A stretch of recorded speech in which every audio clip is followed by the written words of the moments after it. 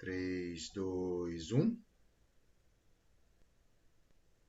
Olá, pessoal. Estamos aqui de volta à nossa maratona de contabilidade especial para a Polícia Federal, revisão final, para vocês que estão se preparando aí para essa prova tão importante. Estamos juntos. Vamos agora revisar mais uma vez e o tema central aqui será temas mais importantes que as bancas costumam cobrar em prova, tá? Vamos começar primeiro com o patrimônio, tá? Esse organograma, como o nome já diz, ele vai organizar as ideias em relação ao patrimônio. Patrimônio, pessoal, é um conjunto de eventos tanto financeiros quanto eventos econômicos. Atenção com econômicos. Os econômicos são aqueles que não necessariamente envolvem dinheiro vivo. Já os financeiros têm que envolver dinheiro vivo, ok? Os econômicos, nós temos uma demonstração importante, né, que representa a parte econômica, que é a DRE, já que ela recepciona eventos que se materializam pelo fato gerador. E o financeiro, nós temos a DFC, que é a demonstração do fluxo de caixa, que é a demonstração que recepciona eventos apenas financeiros, ou seja, do caixa.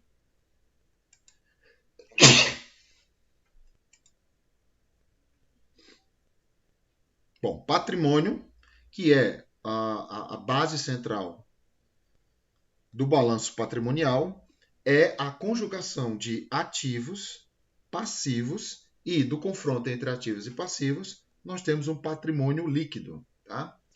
Bom, quando a gente confronta ativo com passivo, nós temos três patrimônios líquidos, tá? O negativo, quando o ativo é menor do que o passivo. O positivo, quando a soma do ativo é maior do que a soma do passivo, PL positivo. E o nulo, que é quando a quantidade de ativos em valores é igual à quantidade de passivos em valores. Agora, por exemplo, os ativos, que também são chamados de aplicações ou simplesmente recursos, nem todo bem e direito, né, que é a base do nosso ativo,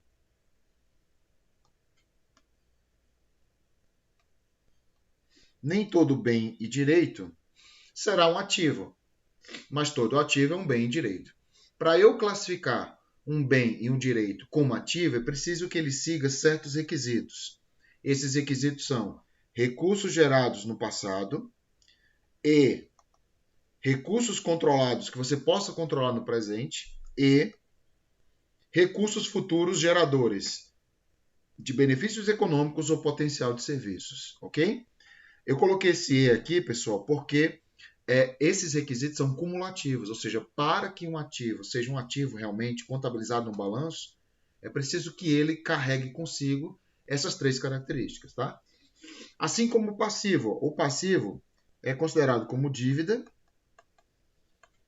é considerado como uma origem, ok?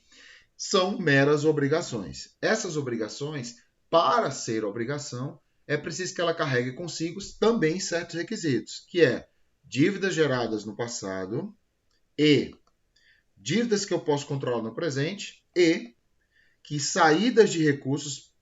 Opa, vou corrigir aqui. Que saídas de recursos promovam extinção delas e provoquem benefícios econômicos e potencial de serviço. Isso lá no futuro. Então, assim, se você tirar assim, bens, direitos e obrigações, que são os que diferenciam ativos e passivos, todos eles carregam consigo os três mesmos requisitos. Só que, cuidado, no ativo é para entrar, né, pessoal, recursos. Aqui, no passivo, é para sair recursos, tá? Os dois geradores de benefícios econômicos ou potencial de serviços. Agora, voltando para o ativo, para que um ativo ele seja controlado, a legislação brasileira criou indicadores de controle, que são propriedade ou posse, ou acesso, restrição ou negação. Você tem o poder de acessar, ou de restringir, ou de negar uma pessoa de entrar. Pô, então a coisa é sua, né? Se você pode restringir uma pessoa de entrar em algum lugar, né, por exemplo, ou de entrar no seu carro, por exemplo, ele é seu. Utiliza como meios para atingir os seus objetivos. Atenção, eu usei a conjunção ou, porque nesse caso dos indicadores, eu não preciso ter todos. Eu preciso apenas ter um deles, tá? Bom, para finalizar o nosso organograma, para um ativo ser um ativo patrimonial, é preciso que haja o processo de reconhecimento, que é respeitar as características acima, quais? Que são os requisitos e os indicadores de controle, ser mensurável em moeda nacional, tá? Não pode, por exemplo, porque praia é um bem público, mas não é um ativo do Estado, no patrimônio do Estado, porque a praia é imensurável, tá? E observar a qualidade da informação contábil, que está no item 12 do edital da estrutura conceitual, que fala sobre relevância, representação fidedigna, compreensibilidade, comparabilidade, tempestividade e verificabilidade. São as 6 qualidades da informação contábil. Tá?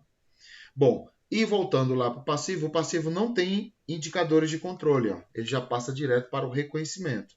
Para que uma dívida seja reconhecida, tem que respeitar as regras acima, que é a dos requisitos, ser mensurável em moeda nacional e observar essas mesmas 6 qualidades da informação. Essa é o que a gente chama de organograma do patrimônio. Não esquece, gente, quais são os cumulativos, quais são os alternativos. O reconhecimento volta a ser cumulativo. Cumulativo. Então, respeitar as regras acima e mensurável e observar as regras da qualidade da informação contábil. Tudo certo? Beleza? Continuando. Fatos contábeis. Tema muito cobrado em prova, tá, gente? Os fatos contábeis são consequências de atos. Tá? Esses atos podem ser extintos no futuro ou se transformar, como eu falei, em fatos. E a extinção pode se dar por meio de anulação,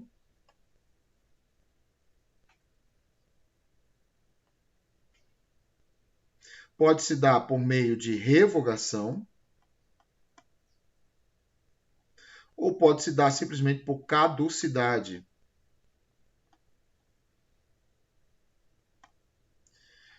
Ok? Então, o ato foi feito, por exemplo, a assinatura de um contrato foi feito e o contrato determina que algo tem que ser feito até 5 anos e em 5 anos não foi feito nada e caducou. Ou então, foi ilegal a assinatura desse contrato, foi assinado por um menor de idade, por exemplo, e eu vou lá e anulo.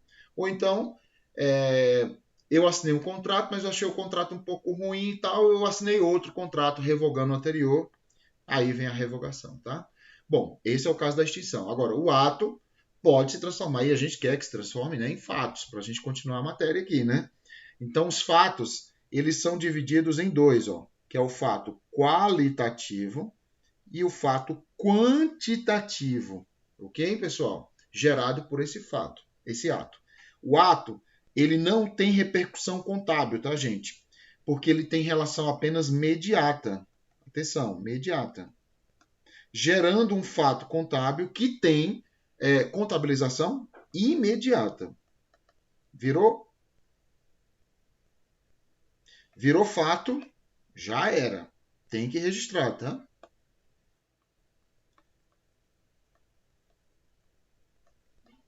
Imediata. Beleza? Ok, pessoal? Beleza. Bom, quando eu digo assim que uma coisa tem efeito qualitativo e efeito quantitativo, eu estou dizendo que esse efeito é lá no PL, tá, gente? Nós temos, então, 2 efeitos no PL. Um qualitativo, que na verdade não é efeito nenhum, né? O qualitativo é um efeito que nada acontece. Mas é um fato, porque tem registro nas contas contábeis, tá? Bom, o qualitativo ele é conhecido como fato permutativo. Ou seja, vem da palavra permuta. Atenção, ele não tem alteração de resultado. Ó. Ele não tem alteração de resultado. Entendeu? Por isso que ele é um efeito qualitativo no PL. Já os quantitativos, eles podem ser divididos em fato modificativo e fato misto. Tá? Os dois,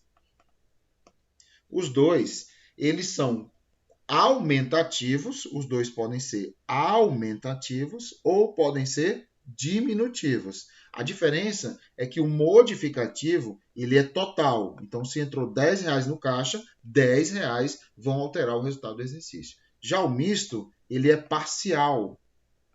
Ele é parcial. Se R$10 entrou no caixa, por exemplo, apenas 6 vai alterar o resultado. Apenas 2, apenas 8, entendeu? Nunca é o total. Tá? Nunca é o total. Não pode ser o total. E não pode ser igual também, porque seria um permutativo. Ok, pessoal? Para ficar mais claro, atenção nisso aqui. Ó. Um fato permutativo é aquele que tem uma conta patrimonial. Gente, ó, todas as vezes que falar em fatos, ó, puxar para cá aqui, ó, em fatos, tem que ter duas contas. Por que tem duas contas? Porque eu tenho que atender o chamado princípio das partidas dobradas. Tem que ter um débito e um crédito. Então tem duas contas. Isso é fato. Agora é o seguinte: que duas contas são essas? No caso do permutativo, as duas contas são duas contas patrimoniais, tá? Que aumentam na mesma proporção ou diminuem na mesma proporção ou simplesmente elas se mantêm na mesma proporção. Então elas sobem, descem ou se mantêm na mesma proporção. Pode acontecer isso com duas contas do ativo, duas contas do passivo ou entre ambas, ok? Não esquece, pode acontecer só com conta do passivo, só com conta do ativo, só com conta do passivo, só com conta do ativo ou com ambas, né? Ativo e passivo.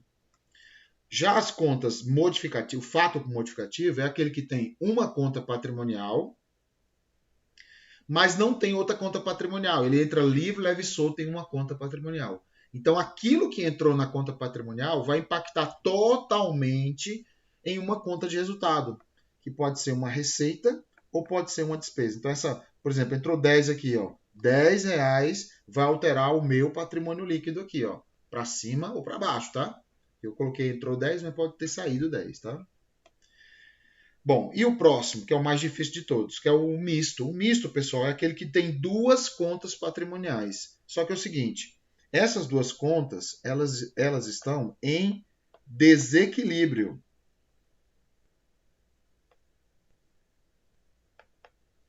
Simplesmente elas estão em desequilíbrio. Desequilíbrio. Esse desequilíbrio, ele é parcial. Por exemplo, entrou R$10 no caixa e saiu R$8 de uma duplicata a pagar, por exemplo. Então eu perdi um passivo de 8 e ganhei um ativo de 10. Esses R$2 vão fazer a diferença onde? Em uma conta de resultado. Entendeu, pessoal? Então, nós temos duas contas patrimoniais, uma de 10 e uma de 8. Ó.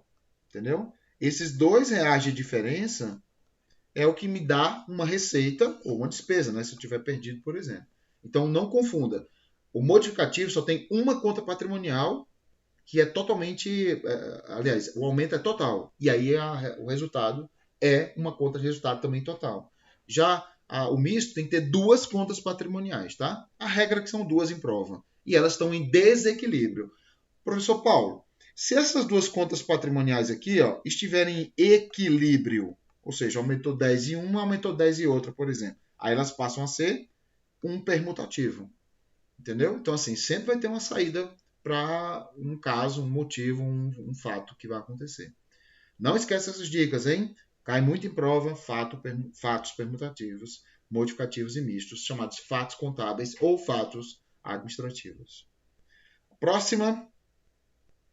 Bom, para não errar, o ativo ele pode ser circulante e não circulante. Já o passivo, dentro do patrimônio, ele pode ser circulante, não circulante e PL, viu, gente? Atenção. Só que tem uma diferença. O circulante e o não circulante são exigíveis. Ok? O PL é apenas um passivo com os sócios. É o dinheiro que, porventura, no futuro eu vou distribuir para os sócios lá. Não esquece, ativo só tem circulante e não circulante. Tudo bem? Disposição das contas. Como é que eu disponho essas contas? Gente, ó, existem 3 regras. A primeira é o seguinte: se eu não verificar que a simples e mera distribuição em circulante e não circulante é mais favorável, eu vou dispor as contas no ativo circulante e não circulante por duas outras regras, que geralmente é a que cai em prova. Primeira, grau de liquidez. Grau de liquidez é o seguinte, imagina na prova o seguinte, ó, grau de liquidez é aquilo que faz com que o item se transforme mais rápido ou menos rápido em dinheiro. Óbvio, se for dinheiro, já é muito líquido, né? Bom, quando eu falo em grau de liquidez, eu digo que as contas constarão no balanço patrimonial em ordem decrescente de conversão e saída de recursos, né? Conversão é conversão em dinheiro, saída é pagar. Bom, decrescente significa o seguinte: quanto mais líquido ele é, mais alto ele está. Obviamente, quanto menos líquido ele é, mais baixo ele está. Simples assim, tá? Agora, eu posso dizer o seguinte, não, é o prazo de realização e exigibilidade. Aqueles boletos que você tem a pagar, por exemplo. Eu tenho um boleto para pagar mês que vem, um boleto para pagar daqui a 2 anos, um daqui a 10 anos, etc. Aí, pessoal, a disposição ele é crescente de realização. Crescente. O que significa crescente? Significa que quanto menos... Vou puxar um pouquinho mais para cá. Quanto mais... Deixa eu resolver aqui. Agora aqui, ó. Quanto menos distante é essa dívida para pagar ou esse dinheiro para receber, mais alto ele está. Mais alto o item está no balanço. Então, ele provavelmente vai ser um circulante, né? E quanto mais distante ele está para pagar, eu tenho que pagar daqui a 3 anos. Aí, mais ou menos alto ele está. Ou mais baixo ele está. Tudo certo? Então, a questão da distância é distância temporal, a gente chama de horizontal. E o grau de liquidez decrescente a gente chama de vertical. Gente, a mesma coisa, tá? Por exemplo, um caixa da empresa. O caixa é um ativo circulante. Ele está alto na empresa, no balanço patrimonial, ele é o mais alto de todos, na verdade, né? Porque o grau de liquidez dele é muito alto, ó, entendeu? É muito alto, então ele é muito líquido. Então, mais alto ele está, entendeu? Aí, quanto menos líquido, vai descendo. Por isso que é decrescente. Agora, o caixa, eu tenho realização quando? Ele já está, na verdade, realizado, né? Já é dinheiro vivo. Então, ele está menos distante para se transformar em dinheiro vivo. Na verdade, ele já é dinheiro vivo. Então, mais alto ele está. Então, na verdade, não muda a posição. Só muda o contexto, né? Aquela história de falar assim, eu saí de Brasília e fui para o Rio de Janeiro, de carro, por exemplo. Eu falo assim, aí outra pessoa fala assim, você está no Rio de Janeiro vindo de Brasília. É a mesma coisa, entendeu? Só mudou a forma de falar. Tudo certo? Beleza. Equação fundamental do patrimônio. Muito importante também essa equação fundamental. Ativo é igual passivo exigível mais PL. Essa é a equação fundamental. Por ela, enradia todas as outras equações. Tudo bem? Lembrando que, quando o PL estiver aqui na fórmula, tá? O PL não pode vir para cá, do lado do ativo. Por isso que eu substituo o PL por SL, que é a chamada situação líquida. Situação líquida é a situação da empresa, e não PL como conta patrimonial. Aí sim eu posso transitar, a SL pode transitar para o lado do ativo, né, para o lado do passivo, pode sumir, pode voltar e etc. Tá? Se bem que não é legal vir para o lado do ativo não, tá? Mas pode vir, né? Não deve vir, mas pode vir. Bom, para isso a gente chega à situação líquida, que na verdade sai do confronto entre ativos versus passivos numa fórmula. Atenção, ó, PL está dentro do balanço patrimonial da organização. Situação líquida, minha gente, está dentro de uma fórmula, tá? Que pode ser representada em balanço patrimonial também, não tem problema. Mas quando eu falar em PL, PL só em balanço patrimonial, tá? Vamos lá. Ó, balanço patrimonial. Quando o ativo é igual a SL, essa situação que a gente chama de situação maravilhosa, né? Essa situação ela é muito incomum, porque ela normalmente acontece quando a empresa ela se constitui. Tipo ali, você vai no cartório, vai na junta comercial, vai no contador e formaliza a empresa. Pronto. 2 segundos depois você já tem dívida, né? Então, isso aqui é uma situação de constituição de dívida, tá? A segunda situação é quando o ativo é igual ao passivo mais SL. É a situação mais normal da empresa. É justamente a equação fundamental do patrimônio. É essa aqui, pessoal. É ela que irradia todas as outras, tá? Apesar de ser a segunda aqui. Essa situação é chamada superavitária. O superávit, tá? É quando o ativo é maior do que o passivo. Ó, tá aqui, ó. Pagou o passivo. Ainda sobra um troco. E esse troco é representado pela SL. Dica: SL no lado direito é coisa boa, tá? SL no lado esquerdo, péssimo. Balanço patrimonial é igual a ativo mais passivo. A situação é a situação nula, né? Ativo é igual ao passivo. Lembre que na equação fundamental do patrimônio aqui acima, a igualdade ela representa essa linha aqui, ó. Ela é a igualdade, tá vendo? Ela representa a separação de ativo e passivo.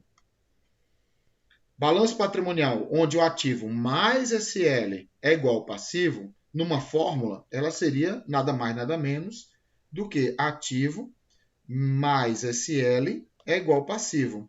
Ou seja, para que o ativo fique igual ao passivo, né, está aqui a igualdade, eu tenho que somar com a SL. Quer dizer, a SL, então, faz com que o ativo seja menor do que o passivo. Essa situação é mesmo que ativo menor do que o passivo, né? Então, eu tenho aqui o ativo, que paga essa quantidade aqui de passivo, ainda sobra passivo. Ó. E essa sobra é representada deste lado do ativo. Tá? Essa situação é chamada de passivo a descoberto. Muito comum cair em prova essa expressão. Se cair, é essa situação aqui, ó, que a gente chama de... Puxar para cá. Essa aqui é a situação nula, né? A terceira. E essa situação quarta, a gente chama de deficitária. É o déficit. Ok? E, por fim, a situação onde a SL é igual ao passivo. E essa situação é péssima, né? Você não tem mais nem ativo para pagar nada, né? É uma situação de falência, realmente. Tudo bem? Bom, lembrando que a equação fundamental do patrimônio irradia todas as outras. Ó. É por meio dessa segunda aqui, que é a equação fundamental do patrimônio. Essa danada, atenção nela. Se você aprendeu essa aqui, que é essa segunda, ó, você vai entender as outras. Recomendo você sempre analisar essa segunda situação. Próxima informação para sua prova é Manual de Contas. Atenção, Manual de Contas é um guia, onde esse guia vai orientar a elaboração de um plano de contas que ordena e organiza as contas, né? Perdão, aqui. As contas num plano cartesiano. Num plano cartesiano. Então, vai ter um plano aqui, ó, balanço patrimonial, por exemplo. Eu vou alocar ó, ativo, passivo, PL, tranquilo, favorável, entendeu? O plano de contas, então, ele aloca os bens dentro do patrimônio. Elenco de contas é o nome e o título das contas dentro do plano de contas. Por exemplo, ativo, dentro dele tem um circulante, dentro dele tem um disponível, dentro dele tem um caixa, dentro do caixa tem um caixa internacional, que é o dinheiro que você faz transações internacionais. Enfim, cada vez que você vai discriminando uma conta dentro da outra, a gente chama isso aqui de elenco de contas. Função de contas é determinar se as contas são patrimoniais, de resultado ou retificadoras. Lembrando que as contas de resultado não se encontram no balanço patrimonial, mas sim na DRE. E o funcionamento das contas, para saber se as contas eu debito ou credito essas contas, tá? Há débitos ou créditos? Eu vou debitar ou vou creditar esse item dentro dessas contas? Então, o funcionamento faz parte da função e a função faz parte do elenco. O elenco faz parte do plano e o plano faz parte do manual de contas, que é o guia, né? Que é tipo uma lei interna para representar esses eventos dentro da contabilidade. Não esquece esta dica agora, de ouro, viu? Uma das coisas mais importantes da contabilidade é a contabilização dos eventos nessas contas patrimoniais, resultados e retificadoras. Gente, olha só.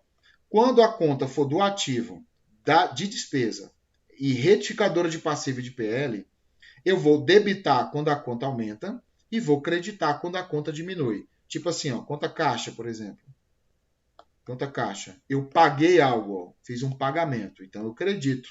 Entendeu? Se na conta caixa eu recebi algo, recebimento, aí eu debito. Simples assim, tá? Por aumentar a débito, essas contas têm natureza devedora. Então, se cai nessa prova, o que é a natureza devedora? São as contas que aumentam a débito. Lembrando que despesa não se credita, tá? Despesa só se debita. Bom, e do outro lado nós temos as outras contas, ó, contas de passivo, que é patrimonial, receita, que é conta de resultado, PL, patrimonial, e retificadora de ativo. Todas essas contas, pessoal, debita quando diminui e credita quando aumenta. Então elas têm natureza credora.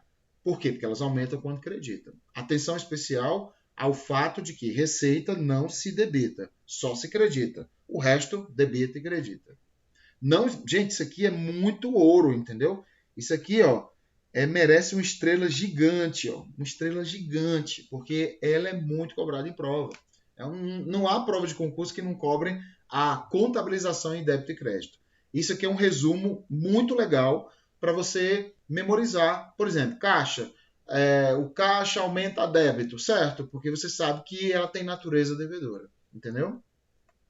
Bacana. Próxima é o lançamento das contas. Atenção, lançamento é a escrituração, né, das contas dispostas para recepcioná-las, tá? Bom, primeira coisa importante é a escrituração, que é o lançamento. Depois vem as demonstrações contábeis, depois vem a auditoria e a análise das demonstrações. Na sua prova, carreiras policiais, normalmente vem essas duas, tá? A auditoria não vem e a análise das demonstrações, que são análises internas, né? São análises dos componentes patrimoniais, também não cai em prova de concurso, tá? A escrituração é sempre a primeira ação. Elaborar, que a gente chama de sumarizar, a gente vai sumarizar em demonstrações contábeis, tá? Auditar é para assegurar que aquilo está com tudo certo, e analisar é fazer análise de balanço lá na frente, que é uma forma determinada de estabelecer eventos fiéis na contabilidade. Então, atenção a esses dois aqui, ó, tá? Escrituração e demonstrações contábeis. Dentro da escrituração, nós temos os lançamentos. Nós temos 4 tipos de lançamentos, chamados de fórmulas. Primeira fórmula, um débito e um crédito.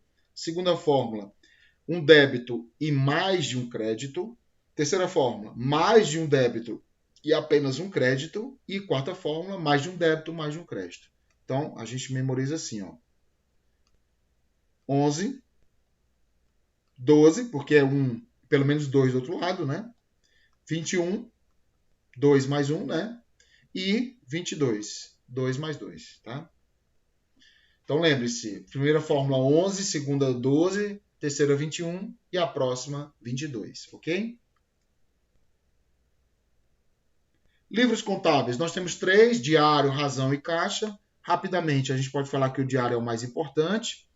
Ele precisa ter termo de abertura, né, termo de encerramento, ele é ordem cronológica, ele recepciona os débitos e os créditos da administração. O livro Razão, ele é super importante também, porque ele recepciona os débitos e os créditos do livro diário e mais os saldos, tá? Se perguntar o que diferencia o livro Razão do livro diário, é que o livro Razão contém os saldos das contas, o livro diário não tem. E que o livro Razão, ele abastece o balancete de verificação. Atenção, isso cai muito em prova. Qual dos livros abastece o balancete de verificação? É o livro Razão. E o livro Caixa, que é o livro que recepciona os fluxos de caixa. Ele pode ser obrigatório, pode ser facultativo. Será obrigatório para quem adota o Simples Nacional. Ok? Dentro da escrituração, nós temos também o regime contábil. Regime contábil é o de caixa e o de competência. O de caixa, minha gente, atenção, é aquele que tem que ter dinheiro na jogada. Simples assim, ó, tem que ter dinheiro na jogada. Já o de competência não precisa ter, mas pode ter, mas não precisa ter dinheiro. É aquele que tem fato gerador. Todo mundo me pergunta, Paulo, que diacho é fato gerador? Fato gerador, pessoal, é o que dá causa. É o que me dá causa. Ó. Receber, então é um direito que eu tenho, eu não recebi ainda, e um dever. Entendeu? Por exemplo, eu fiz um serviço para você. Fiz um serviço, eu tenho o direito de receber. Então já registro uma receita. Não precisa entrar o dinheiro, entendeu? Esse é o fato gerador. eu recebi um serviço de alguém. Alguém já terminou um serviço aqui em casa. Instalou um ar-condicionado, por exemplo. Se ele instalou um ar-condicionado, eu já tenho o dever de pagar para ele. Mas eu não paguei ainda, mas não precisa. Já tem um fato gerador. Ou seja, dever e direito nada mais é do que fatos geradores de dinheiro no futuro. Tá? Olha só. Deixa eu apagar aqui para ter mais espaço. Ó, nos dois regimes, nós temos o seguinte. Imagine que você vai pedir uma pizza aí no sábado, tá? E vai pagar no domingo, tá? Você pediu uma pizza no sábado, recebeu a pizza, comeu e vai pagar a pizza no domingo. Beleza. A pizza custou R$100. Se você utiliza o regime de competência, você vai recepcionar e vai pagar nesse evento no sábado. Que é quando você pegou a pizza e comeu a pizza, tá? Não, Paulo, eu utilizo o regime de caixa. Então você vai pagar a pizza só quando você pagar, e se a empresa utiliza também, só quando receber. Esse aqui é o regime de caixa. Regime de caixa, ok? Beleza, agora só vou fazer aqui um esquema que o CESP adora para a prova. Ó. É caso, pessoal, fato gerador aqui, tá? Que é receber a pizza. Agora, e se você pagou na sexta-feira, pessoal? Ó, o pagamento / recebimento aconteceu na sexta. Dica, se aconteceu na sexta, você vai, assim, primeira coisa. Tem regime de caixa? Tem, sempre. Sempre, sempre, sempre. Porque assim, se você pagou, tem regime de caixa, seja antes, seja depois, não importa. E a outra pergunta é, tem fato gerador junto com isso? Pode ter um fato gerador, por exemplo, assinatura de alguma coisa, uma lei está dizendo que tem que ter, entendeu? Bom, aí você vai se perguntar na prova. Regime de caixa sempre, tá? Sempre. Agora, o fato gerador, aí você vai se perguntar na prova. Tem fato gerador? Não, não tem. Se não tem, morreu aqui no regime de caixa. Não, Paulo, tem sim. Tem aqui um fato gerador. Tem uma lei dizendo que tem que pagar, né? Tem que registrar, tem um costume, um hábito, tem algum fato gerador registrado na legislação brasileira que determina que tem que ter. Tá? Aí, se tem que ter, a gente chama isso aqui de adiantamento. Literalmente, você está adiantando o valor para o fornecedor e o fornecedor está recebendo. Tá? Se sim, aí você vai se perguntar assim, para o cliente, que é aquele que está pagando, haverá débito em despesa antecipada. Cuidado que isso aqui cai muito em prova, viu? Despesa antecipada, que é uma despesa, só que é antecipada porque representa uma conta patrimonial, tá? E crédito, ele está pagando, não tá? Então é caixa ou banco, entendeu? Isso para o cliente, no momento esse momento aqui, não é no momento que recebe a pizza, não.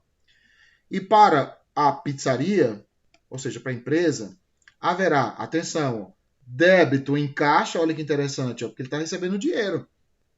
Entendeu? Então vai ter caixa acionado tanto para o cliente como para a pizzaria. E haverá crédito em um lugar chamado receita, olha só, receita antecipada. E o que é receita? Será que é receita propriamente dita? Não, receita é um passivo. Entendeu? É um passivo, é uma conta patrimonial, representando que eu recebi uma receita, mas essa receita não deveria ser naquele dia, foi antecipada, por isso que é um passivo. Então se liga nesses lançamentos, eles vão ser cobrados em prova. O CESP adora perguntar sobre adiantamentos de fatos geradores que acontecem no futuro, mas eu posso adiantar para o passado, tá? Beleza? Feito isso, continuando. Contabilização das operações diversas. Gente, eu costumo chamar isso aqui de caverna do dragão. Por quê? Porque uma vez que você entra aqui, você não sai mais nunca na hora do estudo. São 10 itens aqui. Claro, uns são menos cobrados, né? Mas todos estão no edital, né? Então, assim, fica muito complicado a gente falar assim, esse é maior, esse é menor. Mas a gente tem aqui algumas dicas para vocês. Juros, descontos, tributos, aluguel, variação cambial, folha de pagamento, mercadorias, provisão, depreciação em baixa. Paulo, eu queria dar uma ênfase nessa reta final. Depreciação, provisão e folha de pagamento. Entendeu? Paulo, não tenho tempo nenhum para ler esses 10, só tenho tempo para ler 3 ou 4. leia esses 3 aqui, ó, folha de pagamento, provisão e depreciação. Se ele tiver que escolher, ele vai escolher um desses 3, tá? Mas, por exemplo, vai que cai tributo na prova. Entendeu, pessoal? E cai, não tem jeito, né? É muito raro cair, não é tão comum, porque é um tema fácil, relativamente fácil, tem pouca coisa a memorizar, tá? Então, folha de pagamento, provisão e depreciação são os mais cobrados em prova. Vamos lá, então, ó, dicas sobre eles. Ó. Juros. Juros são contas de resultado? São contas de resultado. Chamado de juros ativos e juros passivos, receita e despesa. Só que juros pode ser conta patrimonial também. Ó. Juros ativos a vencer, se caiu a vencer, é passivo, é uma conta patrimonial. E se for juros passivos a vencer, é um ativo. Olha como a contabilidade é sacana, né? Quando o juros for ativo, é um passivo. Quando os juros for passivos, é um ativo. Se tiver o a vencer aí na frente. Entendeu? É assim que memoriza. Não adianta tentar... Essas contas aqui, normalmente não, elas são contas de antecipação. Ó. Coisa que eu falei no quadro anterior, lá dos regimes contábeis. Então, quando eu antecipo, para mim, eu estou pagando, eu estou recebendo juros, para mim, ele é a vencer, porque eu estou pagando antes. Então, ele é a vencer, futuro, né? Mas juros também pode ser uma conta retificadora, chamada de juros a transcorrer ou encargos a transcorrer, tá? Quando os juros são muito complexos, de longo prazo e tal. E aí ela é chamada de juros a transcorrer, conta retificadora de passivo. Então, juros pode ser 3 tipos de contas, muito cobrado em prova também. Próxima vai ser os descontos. Desconto, pessoal, ó, aqui ó, tem um mapa muito legal para você memorizar. Ó. Desconto ele pode ser incondicional, que é dado no ato da venda e da compra, seja visto ao prazo, né? Então ele é dado no ato presente. E tem um desconto condicional, que é dado quando você antecipa alguma coisa. Então ele é dado no futuro. Ele está atrelado a um prêmio, a uma antecipação, tá? Atenção! Quando você dá um desconto, você concede um desconto, então você é o vendedor. Quando você concede, você é o vendedor. Quando você concede, você tem um fato misto diminutivo. Entendeu? Que é a saída da mercadoria por um valor e a entrada de dinheiro por um valor menor. Essa diferença que há entre o que você... Ó, tem a mercadoria está saindo, ó, entendeu? E está entrando... Deixa eu usar aqui outra cor.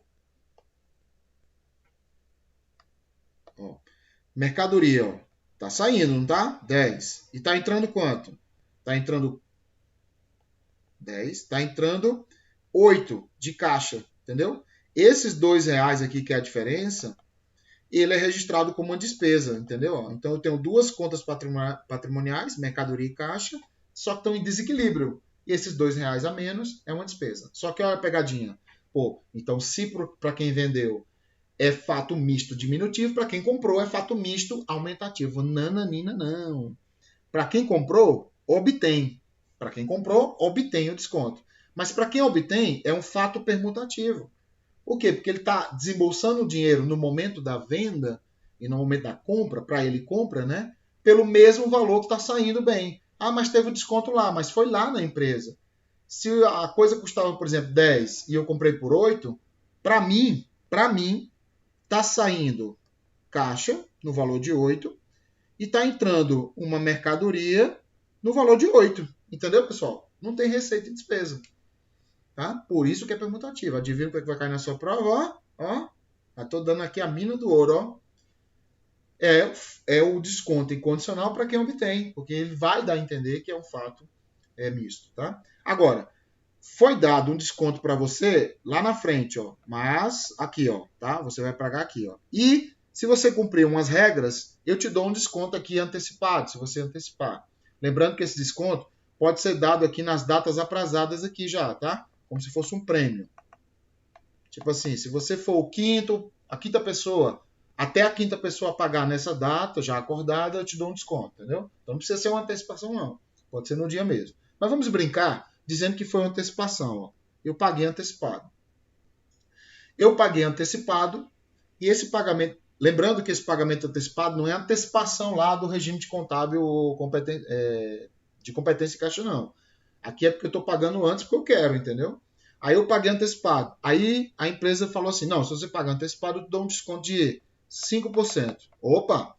Para quem vendeu e está recebendo agora, é fato misto diminutivo. Só que agora não mais com mercadoria, sim com boletos, né? Agora, e para quem compra, deveria ser o quê? Permutativo. Mas agora já não vai ser. Vai ser misto aumentativo. Entendeu? Então, o que vai cair na sua prova aqui? Ó. O desconto condicional para quem compra, já que ele é diferente do desconto incondicional para quem compra. Tudo certo? Não esquece essa tabelinha. Tira uma foto aí mental. Leva para a prova isso aqui que você vai acertar a questão, tá? Tributos. No tributos nós temos dois. O a recolher, que é um passivo, aumenta a crédito, diminui a débito. E o a recuperar, que é o ativo, que diminui a crédito e aumenta a débito, tá? O a recuperar é um valor de crédito que eu tenho, né? Do a recolher em segunda instância, digamos assim, que eu vou ter que pagar para o cliente, tá? Lembre-se, quando eu tenho a recolher, um O no final, a recolher, é o menos, que eu vou ter que recolher o Estado, entendeu? Porque isso é um passivo. Mais o a recuperar. É o famoso reco-reco, tá? Reco-reco. Reco com O é passivo. O reco com U é um ativo. Então, como eu tenho um ativo a recuperar, mas não é dinheiro vivo, né? É só deixar de pagar. Então, eu tenho a recolher menos, né? Perdão, e a recuperar mais. Menos com mais vai dar menos, normalmente menos, né? A recolher líquido, que é o que realmente eu vou pagar na segunda situação. Aí você vai dizer assim, Paulo, o a recuperar foi um dia um a recolher? Foi. Entendeu? Lá no passado, quando eu comprei a mercadoria, eu paguei alguma coisa, então ele foi a recolher. Mas ele se transformou no a recuperar quando eu for pagar nessa segunda situação aqui para o segundo estado. Entendeu, pessoal? O a recuperar, nós temos 4 tributos importantes para a prova, que é o IPI, que é o ICMS, que é o PIS e a COFINS. Geralmente cai na prova o ICMS, tá? Já que a gente está falando de empresas comerciais normalmente. Não esqueça essa dica aqui também. Pronto, é isso aqui que você tem que memorizar para a prova. Se você lembrar disso aqui, né, dos lançamentos, por exemplo, você tem que lembrar, por exemplo, o a recuperar não é um ativo? É um ativo. É um ativo. Se é ativo, aumenta a débito, diminui a crédito. Isso você tem que lembrar não por esse tema, mas por questões anteriores. Isso é a base da contabilidade. Próximo é o aluguel. O aluguel, pessoal, também é uma conta de resultado, aluguéis ativos, aluguéis passivos, receita e despesa respectivamente. Mas o aluguel ele pode ser uma conta patrimonial, aluguel a receber, aluguel a pagar. Tá? Isso vai ser feito geralmente no fim do mês. No fim do mês. Tá? Quando ele é feito no fim do mês, eu tenho um direito em relação a você, ou um dever a pagar. Só que tem ainda mais uma conta patrimonial, chamado aluguéis ativos e aluguéis passivos a vencer. Lembre-se, quando caiu o a vencer, você tem que trocar. Ativo é conta de passivo e o passivo é conta de ativo. Porque isso aqui, pessoal, é um verdadeiro adiantamento. Tá? Aí, quando é um adiantamento, funciona como a gente já explicou anteriormente. Depois nós temos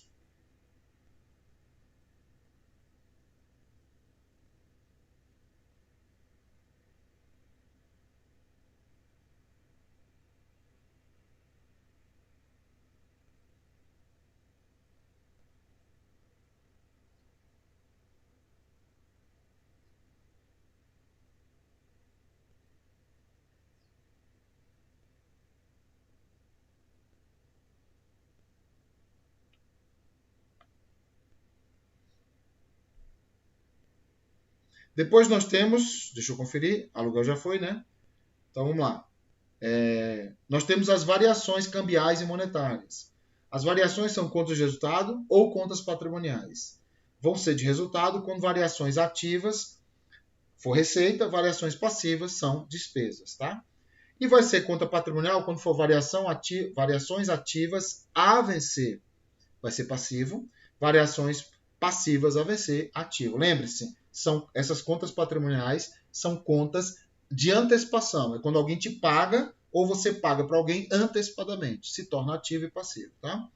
Agora, atenção, para quem vendeu, a moeda estrangeira valorizou, você tem ganhos. Então, atenção, para quem vende para fora do país e depois a moeda valoriza, você tem que contabilizar novamente essa variação, essa mudança. E essa mudança para você é um ganho. Ou seja, para ti, isso aqui é uma receita. Agora, se a moeda desvalorizou para quem vende, é uma perda. E é uma perda, é uma despesa. Agora, se para quem comprou a moeda estrangeira valoriza, isso é uma perda, é péssimo. É uma despesa. E para quem comprou e a moeda desvalorizou, a moeda estrangeira, leia-se assim, já. Se a moeda estrangeira valorizou, a moeda brasileira desvalorizou, tá? Não pode decorar, não. Ó, se há ganho, só pode ser uma receita.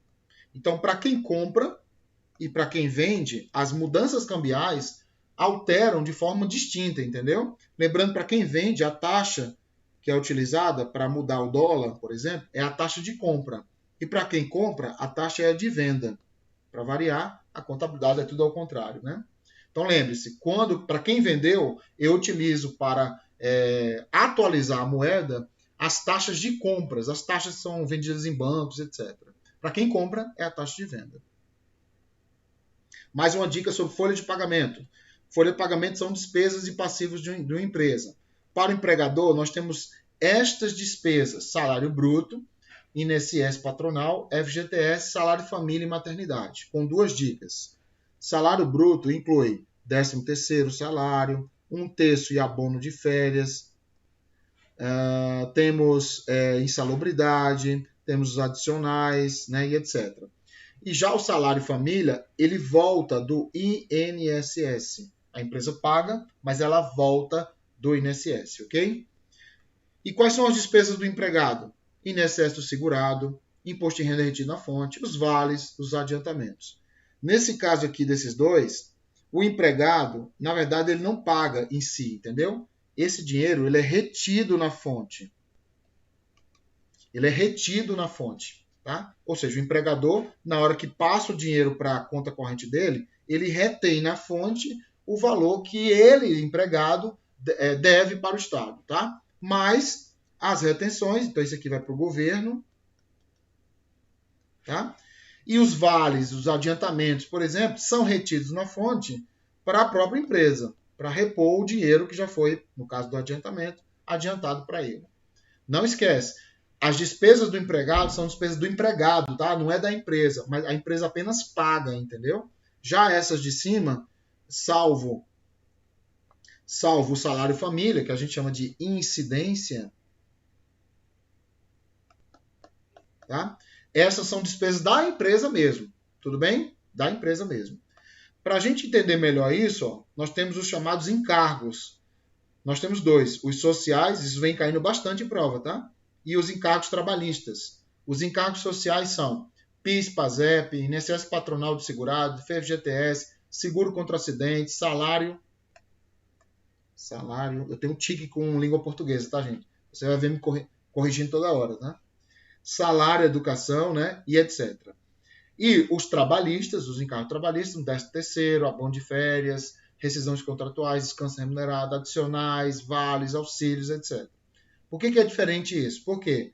Porque os encargos sociais são benefícios indiretos, ou seja, são aqueles que você vai usufruir só no futuro.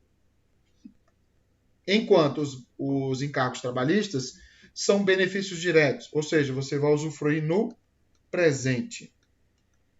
Beleza? E para finalizar, nós temos aqui a contabilização da folha de pagamento. Contabilização básica, essa cai muito em prova. Temos aqui o mês trabalhado, que é o mês de apropriação, você trabalhou, tá? Aí tem o mês de pagamento, ó. Entendeu? Esse quinto dia aqui é o quinto dia para pagar o mês anterior. No final do mês de apropriação, nós debitamos em salário, que é uma conta de resultado, e creditamos em salário a pagar, que é uma conta de passivo. E no quinto dia, que é o dia de pagar essa novela toda, eu debito em conta salário a pagar para cancelar essa conta, Lembrando que essa conta débito em salário não é mais cancelada, ela vai para a DRE, diminuindo o resultado do exercício. Então, pagar pessoas, vocês que vão ser policiais, por exemplo, ou se você está vendo esse vídeo para outras áreas também, você, quando tomar posse e receber o primeiro salário, você vai ser, aliás, no fim do mês que você trabalhar, você vai ser uma mera despesa para o Estado. Você vai reduzir a riqueza estatal, tá? Mas por um bom motivo, porque tem que ter servidor para atender as nuances brasileiras, né? Bom, aí eu acredito em caixa, né? Vou acreditar em caixa para pagar essa novela toda aí. Isso vai acontecer todos os meses. Esse é o lançamento básico. Lembre-se, quando há o fim do mês, que é o mês de apropriação, eu utilizo o regime de competência para reconhecer a minha despesa. Não preciso desembolsar dinheiro, entendeu? Ah, mas eu quero desembolsar só no desembolso de dinheiro. Então você vai utilizar o regime de caixa. Qual deles que o Estado, as empresas privadas utilizam? Claro que é o competência, tá? Não precisa desembolsar dinheiro. Mercadorias, você tem que saber 4 coisas sobre mercadorias, tá, gente? O conceito de mercadorias, que são nada mais do que estoques. Estoque é uma palavra mais genérica, né? Estoque está no sentido mais amplo da palavra. Bom, as mercadorias são compradas e estocadas para venda ou transformação, não é para mais nada do que isso, né? O reconhecimento são por 4, valor de custo e valor realizável, que são as regras. Lembrando que dos dois eu vou utilizar o menor deles. Ou, excepcionalmente, o valor justo e o valor de mercado. Isso aqui é a exceção. Ok? Bom, outra coisa importante é a avaliação. PEPs, UEPs e custo médio. Não esquece, PEPs é o primeiro que entra, o primeiro que sai. Então, eu vou entregar para o cliente o mais antigo. O EPS é o último que entra, o primeiro que sai. É aquele que eu vou entregar o mais recente. E o CMP é a média. Uma dica aqui, ó, o CMP é o único que é utilizado pelo Estado. Você vai trabalhar na polícia? A polícia utiliza somente o CMP. Tá? Bom, e tem o CMV, que é o custo de mercadoria vendida. É o custo que a mercadoria me trouxe para eu conseguir vender ou utilizar dentro da organização. Uma dica. O estoque final é aquilo que é gerado, né, pelo PEPs, UEPs e CMP. Eu quero encontrar o PEPs, UEPs e CMP.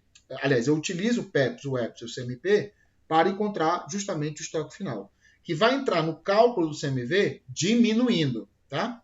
Então, o estoque final, ele pode ser superestimado, pode ser subestimado. Isso aqui, ó, eu estou sentindo que isso aqui vai cair na sua prova, hein? Ó, o estoque vai ser superestimado quando eu utilizar o PEPs e quando eu utilizar o nosso UEPs. Ah, por que você não está falando do CMP? Porque o CMP é a média, tá, gente? Não vai alterar nada, não. PEPs e UEPs, tá? Bom, quando é que o PEPs vai superestimar, ou seja, vai aumentar o meu estoque final, então vai aumentar a minha subtração. Vai ser em períodos inflacionários, tá? Já o EPS, ele vai superestimar o valor do estoque final em momentos deflacionários. Só na deflação. Olha só, como eu aumentei a subtração e o CMV está do outro lado da igualdade, ó, se eu aumentei a subtração, o CMV diminui. Aí, qual é a pergunta de prova? Entendeu? Qual é a pergunta de prova? Quando é que o CMV diminui? Quando o estoque final ficar superestimado. E quando é que ele é superestimado?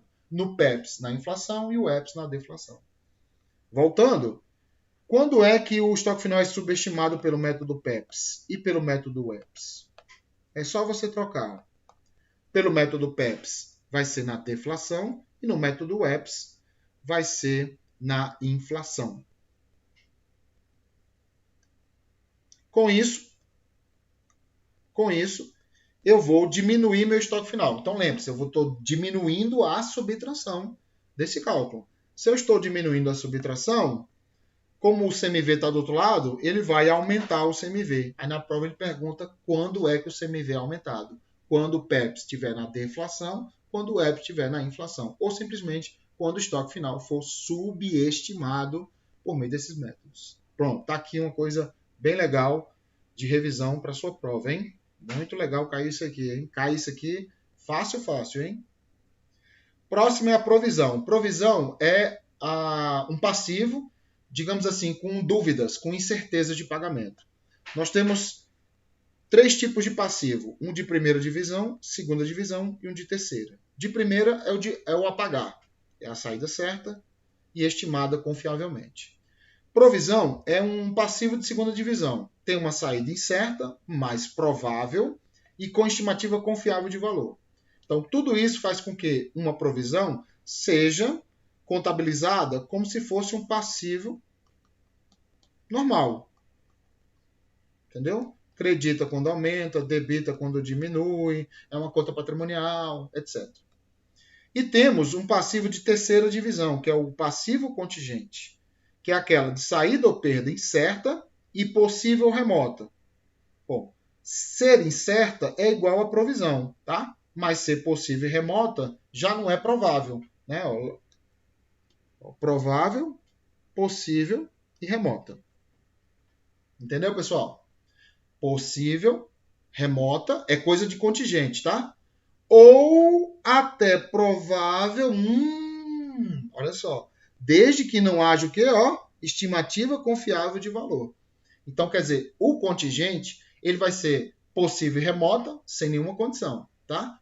Mas pode ser provável se não tiver o quê? Estimativa confiável de valor. Porque se tiver, é provisão. E temos também um ativo contingente. O que é um ativo contingente? É uma entrada, é um ganho incerto, tem que ser incerto. Aí pode ser provável, possível ou remoto.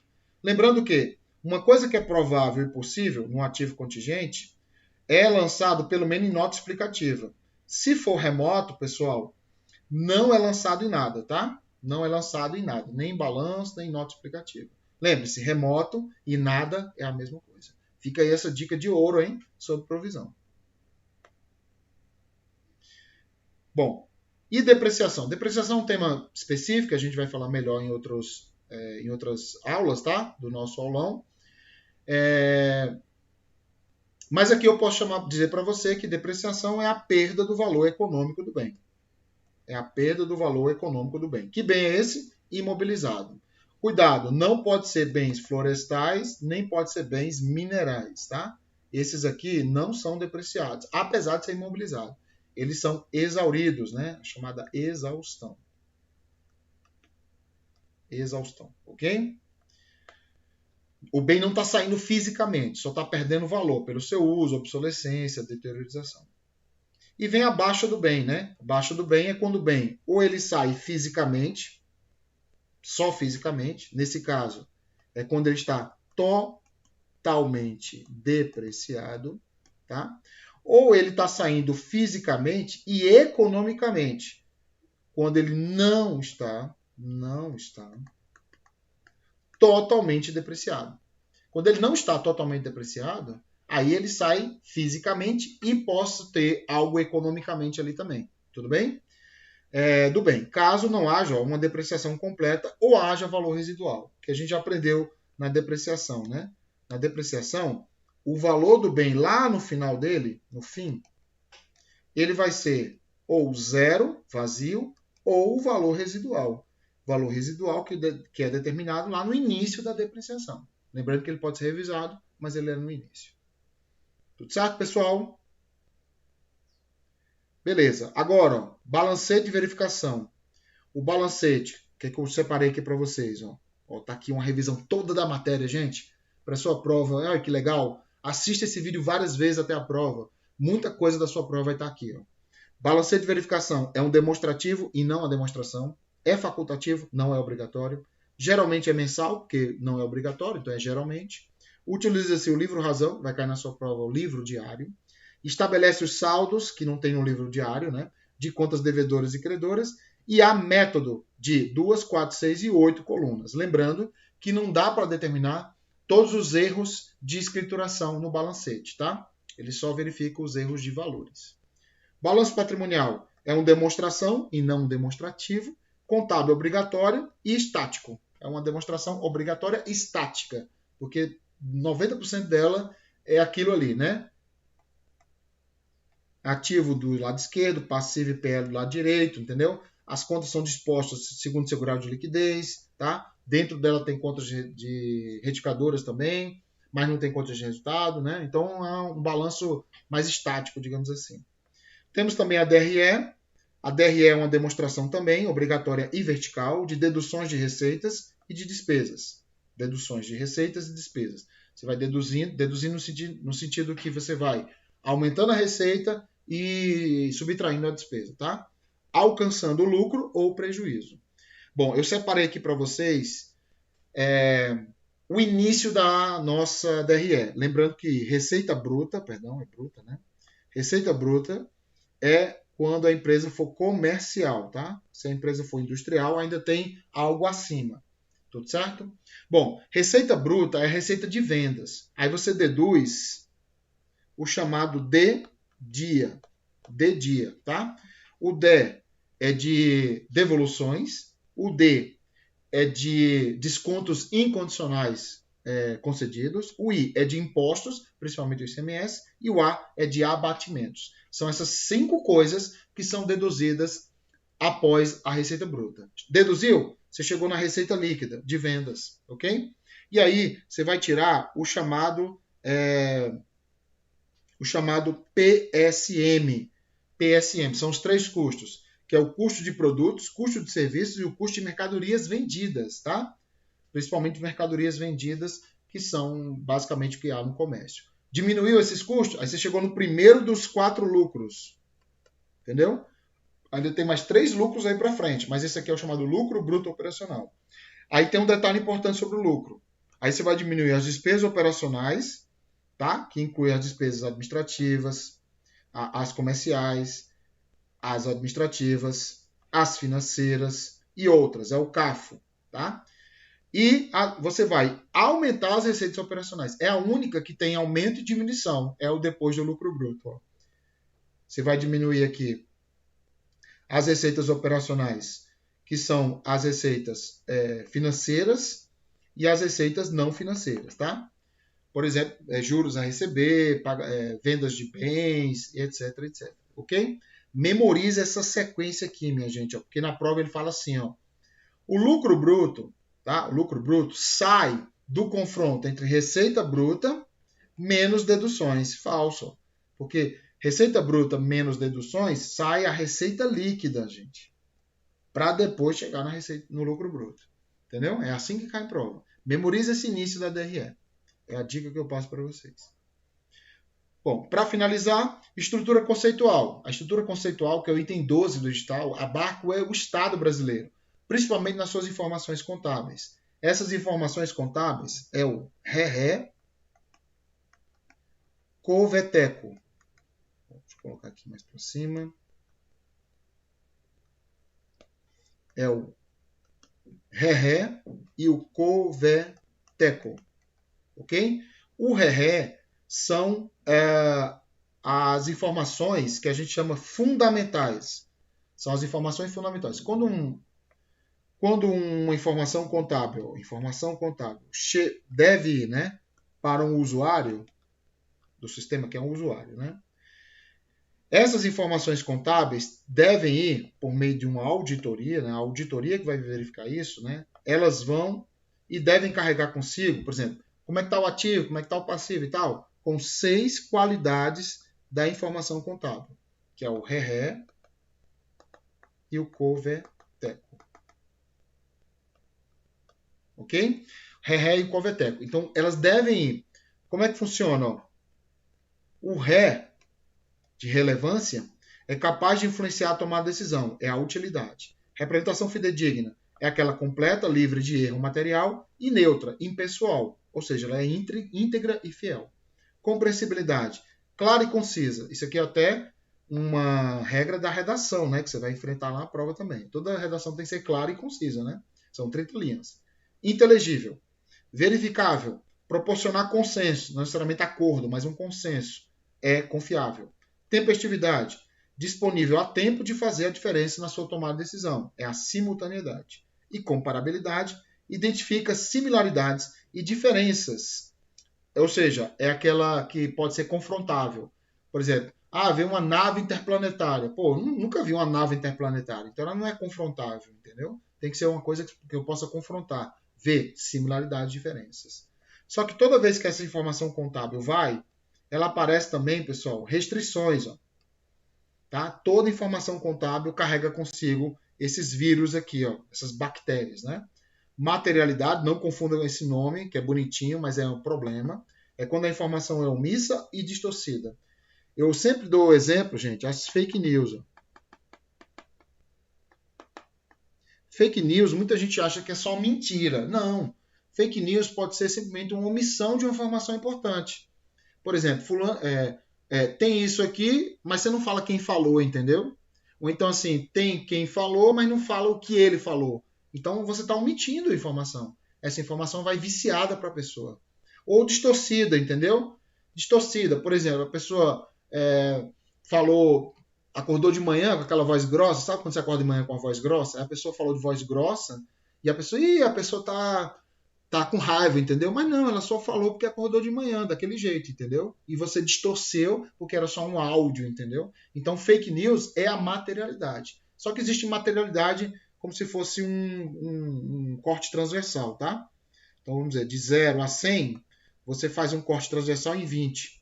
Ou seja, tudo que for de 0 a 20, você trata como irrelevante. Então, qualquer omissão ou distorção até 20, esse 20 aqui é só um modo de falar, tá, gente? O número não precisa ser utilizado. Acima de 20, aí é relevante. Aí você tem que cair para dentro para investigar, para saber se isso aí vai influenciar ou não. Custo-benefício, óbvio, é quando o custo ele é maior do que o benefício. Vou ajeitar aqui, ó. É quando o custo é maior do que o benefício. Quer dizer, o benefício da informação ele é menor do que o custo que você vai ter para gerar. Então você tem que equilibrar isso aí. E o equilíbrio é quando em desequilíbrio estão as 6 qualidades, né? A, julgamento profissional e ceticismo. Ou seja, ciência, né, pessoal? A famosa ciência.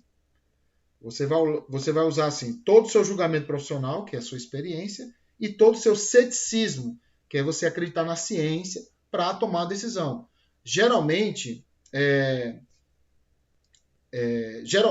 esse desequilíbrio pode acontecer para que você dê mais celeridade ao processo, para que você dê mais utilidade ao processo, tá? Só voltando aqui ao custo-benefício, como o custo é maior do que o benefício, né? Que o custo é restrição quando o custo é maior do que o benefício. Aí eu posso pegar uma qualidade e sacrificá-la, entendeu?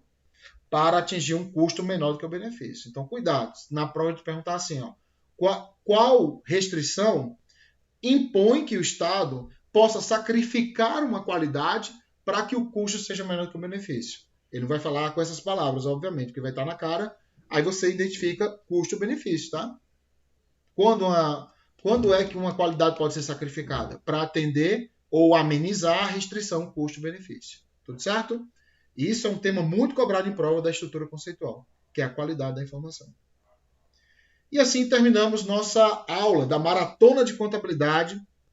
Espero que vocês tenham gostado. E claro, né, gente? Mesmo sendo uma maratona, você precisa revisar. E eu convido a todos, vocês que estão assistindo aí, vocês que já são meus alunos, se vocês quiserem repassar nosso endereço do Instagram, é @professor Paulo Lacerda. Caso você não seja nosso seguidor, esteja assistindo essa aula pela primeira vez, convido vocês a nos acompanhar no Instagram, Professor Paulo Lacerda. Lá tem muitas dicas, tanto para essas provas como para as próximas que você vai prestar. Gente, foi um prazer ajudar vocês nessa empreitada com essa aulão aí. Veja que a gente falou praticamente todos os temas do edital, com dicas infalíveis para a sua prova, beleza? Fico muito feliz de você confiar no nosso trabalho e sigam-nos nas nossas redes sociais, @professor Paulo Lacerda. Estamos lá para te ajudar. Beleza, galera? Até a próxima. Valeu!